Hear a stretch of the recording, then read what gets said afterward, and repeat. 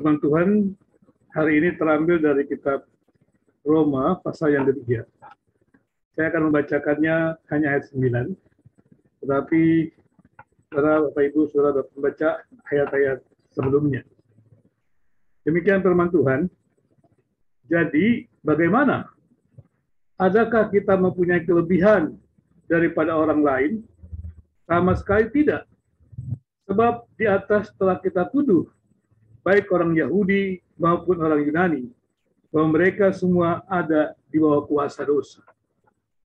Firman Tuhan ini ditulis oleh Paulus untuk jemaat di Roma.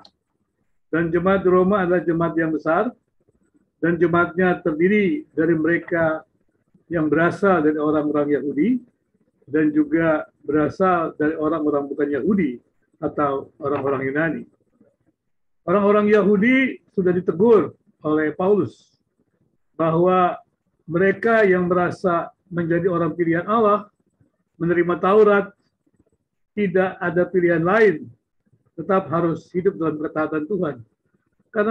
Karena pemilihan Allah, pemberian Taurat, bukanlah kekhususan dalam arti kata kelebihan dari orang Yahudi, tetapi itu adalah anugerah Tuhan dan seharusnya membawa mereka kepada anugerah Tuhan untuk datang menerima pengorbanan Kristus di kayu salib dan hidup dipimpin oleh Roh Kudus. Dan kemudian juga demikian juga orang Yunani. Maka orang-orang Yunani juga adalah orang-orang yang berdosa yang harus datang kepada salib Yesus, menerima pengampunan dosa yang sudah dikerjakan oleh Yesus di atas kayu salib, hidup dalam anugerah Tuhan, hidup dalam ketaatan Allah. Itulah menerima Injil, menerima berita kasih karunia bahwa karya penyelamatan Allah yang telah ditetapkan sejak kejatuhan manusia di dalam dosa telah digenapi oleh Yesus Kristus. Maka semua orang yang sudah berdosa itu, baik orang Yahudi maupun orang Yunani, mereka semuanya mendapatkan anugerah Tuhan. Kalau kita melihat di dalam Adam, semua orang sudah berdosa. Dan di dalam Kristus, semua manusia dibenarkan. Kemudian, orang yang dibenarkan itu jangan sombong. Dan tetap harus berjuang melakukan perbuatan-perbuatan kebenaran. Ini dijelaskan bahwa orang Yahudi yang merasa menjadi pilihan Tuhan, menerima Taurat Tuhan, tapi tidak hidup di dalam ketaatan. Dan mereka akan dihukum karena ketidaktaatan mereka. Bukan anugerah Tuhan memberikan Injil, memberikan Taurat kepada orang Yahudi itu salah. Bukan.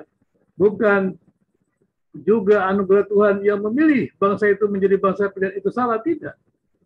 Mereka yang dipilih Tuhan menjadi bangsa pilihan, mereka yang dipilih Tuhan untuk hidup melayani Tuhan, mereka tidak punya kelebihan apapun. Kita tidak punya kelebihan apapun. Dan harusnya kita bersyukur, mengucap syukur kepada Tuhan untuk anugerahnya dan melakukan perbuatan-perbuatan yang baik.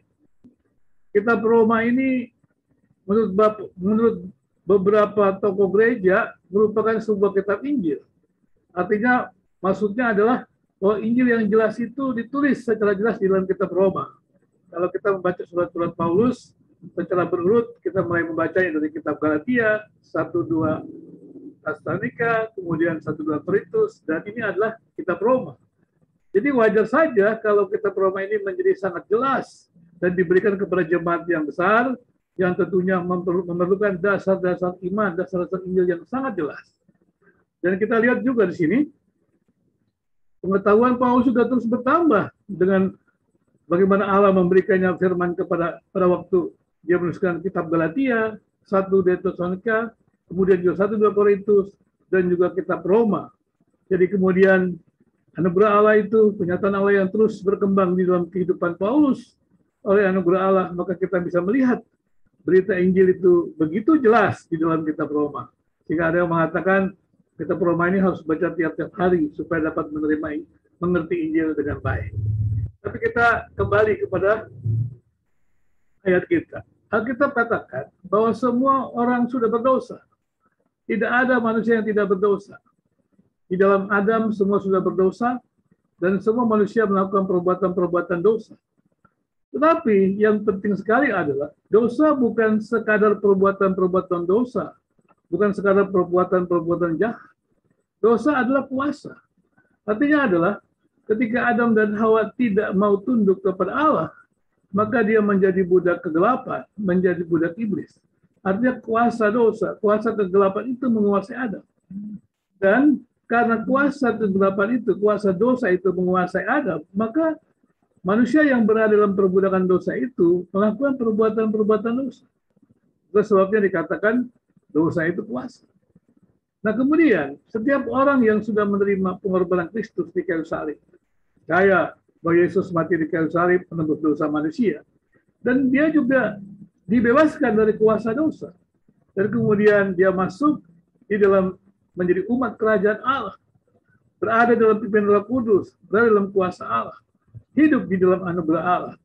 Artinya adalah ketika mereka merespon kepada firman, menerima Injil, maka jangan beranggapan punya kelebihannya lagi. Jangan juga mengikuti seperti orang Yahudi yang merasa orang pilihan, punya Taurat, tetapi hidupnya tidak mentaati Taurat.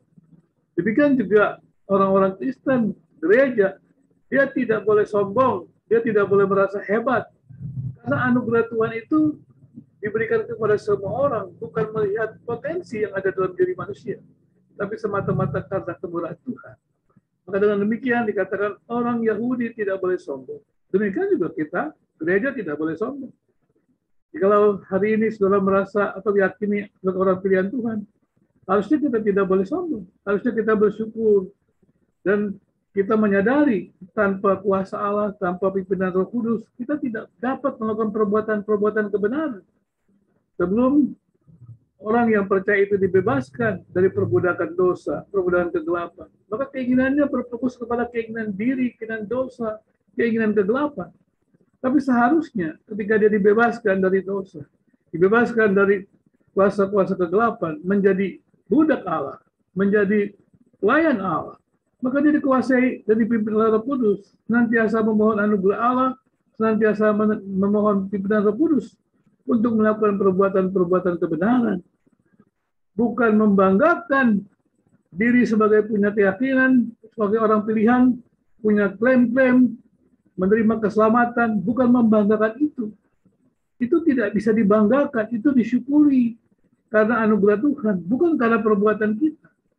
Dan tidak ada orang yang khusus, tetapi itu adalah anugerah Tuhan yang dilimpahkan dengan tidak melihat pada potensi kita.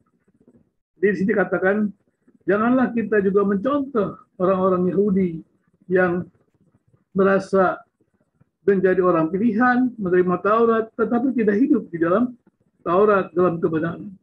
Demikian juga orang-orang percaya, gereja.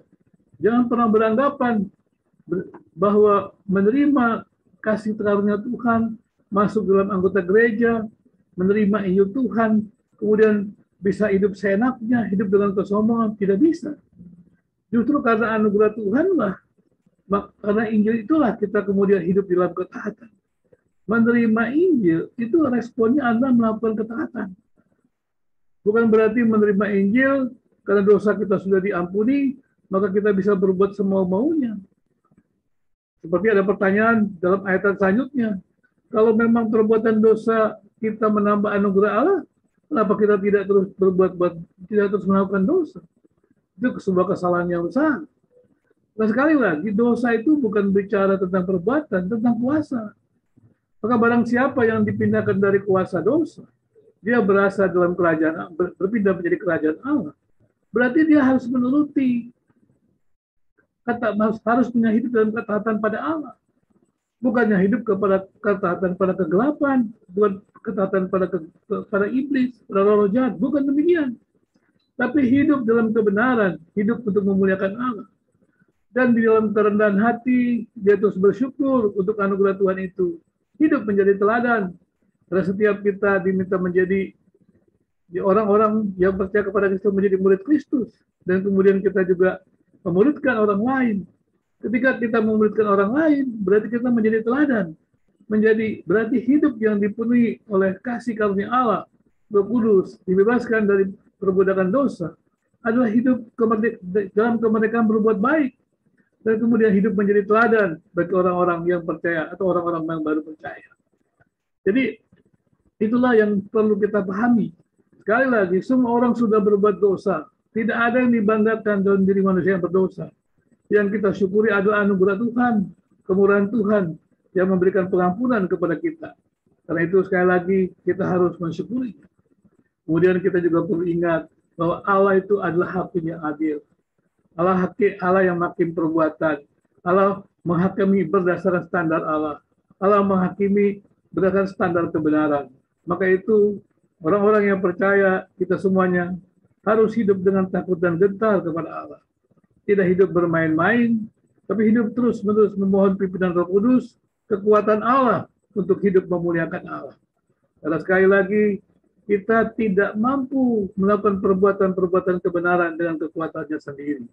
Kekuatan kita sendiri hanya karena oleh anugerah Tuhan. Kemudian orang-orang Yahudi yang menerima Taurat menyadari bahwa orang-orang Yahudi tidak bisa melakukan Taurat dengan baik. Dan kalau mereka tidak bisa melakukan Taurat dengan baik, harusnya dia bersyukur bahwa dengan demikian dia mengerti di bawah kepada pengorbanan Kristus untuk menerima Injil. Bukan berarti kalau yang baik dari Allah diberikan kepada orang-orang Yahudi, kemudian keluar yang jahat, dan karena yang keluar yang jahat itu, kebaikan itu akan diberikan bertambah, itu sesuatu yang salah sama sekali.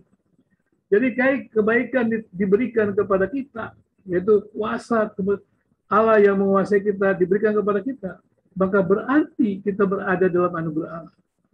Hiduplah di dalam Allah, hiduplah dalam kebenaran Allah, hiduplah di dalam pertolongan Allah, hiduplah dalam pimpinan Roh Kudus, bukan dengan kekuatan kita sendiri. Saudara yang dikasih oleh Kristus.